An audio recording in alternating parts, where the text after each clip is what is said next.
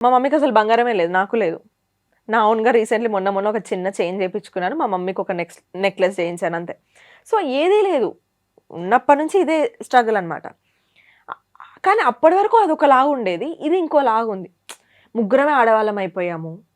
జనాలు పేర్లు పెట్టడము, మమ్మీని గుడికి రానివ్వకపోయేవాళ్ళు. ఇంత జనరేషన్‌కి ఆ! కూడా. లేదు. శివుడి దగ్గరికెళ్ళొచ్చని అంటారు జనరల్లీ. ఆయనే శ్మశాన వాటికలో తిరుగుతాడు. శివుడు ఎవ్వరినైనా యాక్సెప్ట్ చేస్తాడు. 11 డేస్ తర్వాత అట్‌లీస్ట్ అంటే ఫస్ట్ 1 ఇయర్ అంతా మమ్మీని అనేవాళ్ళు. ఇంకా ఉంటది కదా! విడో ఫేస్ చూడదు పొద్దున లేసని. పాపం మా మమ్మీ మమ్మీకి అలవాటు. నేను చిన్నగున్నప్పటి నుంచి మా మమ్మీ 4:00కే లేసి ముగ్గు పెడతది. ఆమెకి అదంతే లక్ష్మి వస్తది ముగ్గేస్తే అన్నట్టు ఉంటది.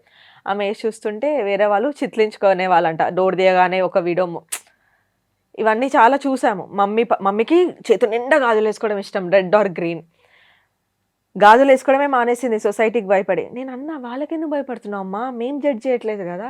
It's fine. నువ్వెందుకేసుకో అంటే, "వద్దు నాన్న" అనంటది. Single bangle ఏసుకుంటది.